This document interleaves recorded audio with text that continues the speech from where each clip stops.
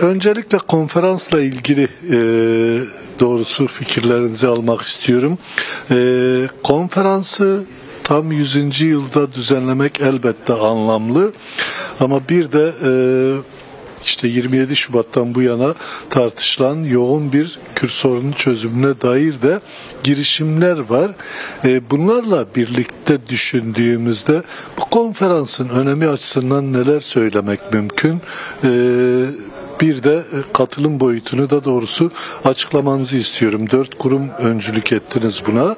Birlikte düzenlediniz ama görünen o Kürdistan'dan da, Avrupa'dan da, Türkiye'den de çok sayıda geniş bir katılım da var. Birçok farklı çevreden katılım da var.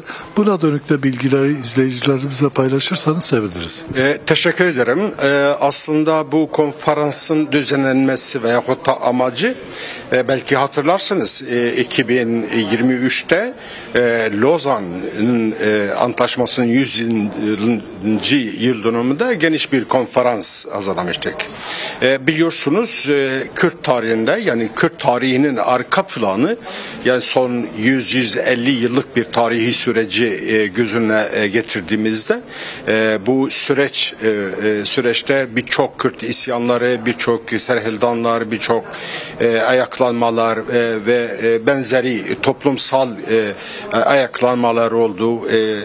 Bunlardan bir tanesi de aslında Şeyh Said isyanı olarak adlandırılan, yani 1925'te patlak veren, Şubat ayının başlarında patlak veren bu ayaklanma daha öncesi, yani bunun tarihsel bir arka planı ve değerlendirmesi var. Biliyorsunuz 1923'te bir Lozan Antlaşması konferansı oldu ve o konferansta aslında Türkiye yeni bir cumhuriyet aşamasına geç dönemiydi ve biliyorsunuz bütün Orta Doğu bölgedeki gelişmeleri göz önüne tutularak o dönemde işte bölgede bir dizaynın bir olması gerektiğini veyahut da o anlamda Sykes-Picot Antlaşması vardı ve o doğrultuda benzeri işte bir takım değişiklikler olacağını oluyordu. Lozan Konferansı'nda Kürtler tüm yönüyle bunlar devre dışı bırakıldı. Bu yalan, inkar ve red temelinde ve bunun bir manipülatif bir anlayışla Kürtlerden bazı unsurları konferansın işte konferansa katılan delegasyondan sayıldılar. Aslında Kürt sorunuyla, Kürt hareketiyle hiçbir alakası yoktu.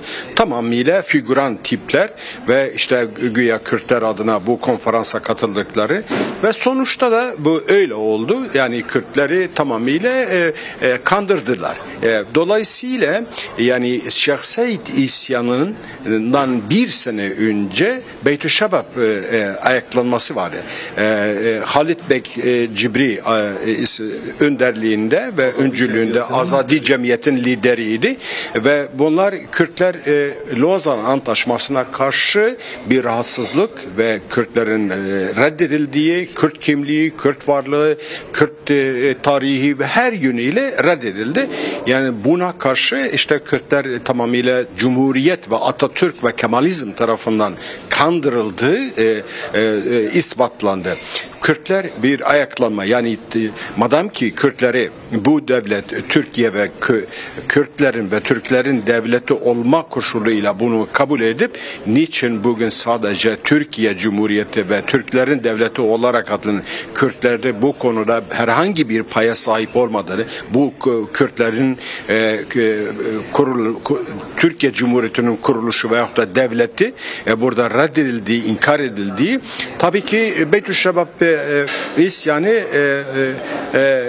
büyük bir şekilde hazimete uğradı. Çünkü koşullar tamamıyla yani hem örgütlenme hem toplumsal hem koşulların elverişsizliğinden dolayı çöktü. Tabii bunun arkasında şahsiyet isyanı hareketi olarak dedi. Şimdi şahsiyet isyanı niçin bu konferansı düzenliyoruz? Kemalizm, Türk devleti ve benzeri bazı kuruluşlar, devletler ve güya tırnak içinde söylüyorum akademisyenler ve tarihçiler Kürt tarihini ve Kürt isyanları manipüle etti. Yani güya işte şahsiyet isyanı dini motifli veyahut da hilafeti halifeliği tekrardan getirme, Osmanlı İmparatorluğu'nun varlığını tekrardan getirme amacını güden bir isyan hareketi olarak değerlendirmeye çalıştılar.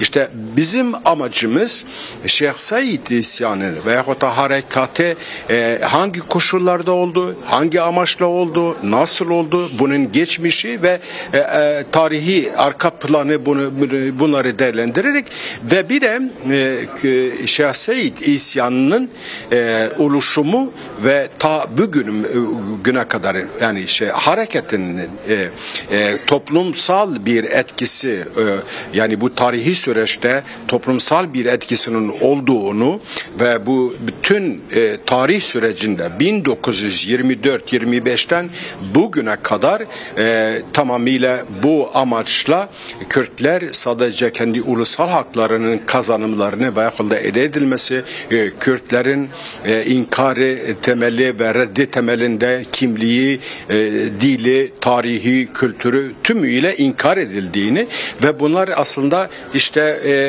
biz Şeyh Said İsa'nın harekatının bütün yönleriyle değerlendirip ve bunları açığa kavuşmak ve bu aynı zamanda tarihi süreçle yani ne kadar bu sadece yani eğer bugünkü koşullarda mevcut olan PKK hareketinin ve PKK'nın 45-50 yıllık bir tarihi sürecinde bu sadece kendinden oluşan bir isyan hareketi veya hatta ulusal hakların kazanımı konusundaki mücadele süreciyle sınırlandırmamak için biz bunun tüm yönüyle açığa kavuşması amacıyla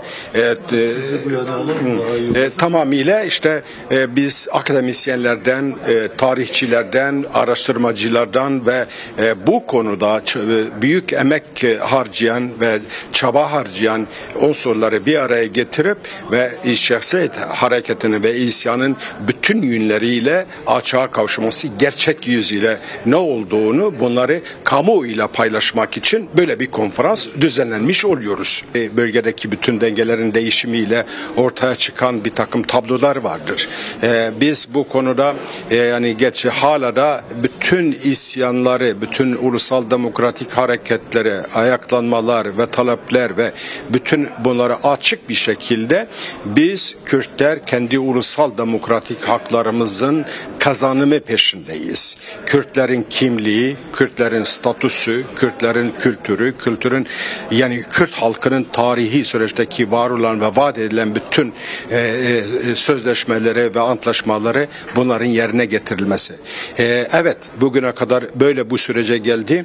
Biz esas olarak bu sürecin artık bir finale doğru gidildiğini ve artık bu Kürt ulusal demokratik hakların bu konudaki bir çözüm getirilmesi ve Kürtlerin varlıkların kabul edilmesi amacıyla da. Umarız biz barışçı, siyasal, demokratik ortamda ve demokrasi temellerinde bu sorunun, artık Kürt sorunun bu yüzyıllık tarihi süreci bu sadece biz son 50 yılı ele almıyoruz. Bütün tarihi süreci bir bütün olarak kalıyor, ele alıyoruz, değerlendiriyoruz ve bu konuda bütün bu tarihi süreçlerin birikimleriyle ve bugünkü koşullara dayanarak Kürt ulusal demokratik hakların konusunda barışçı, siyasal ve görüşmeler yoluyla çözüme ulaşmasını temenni ediyoruz.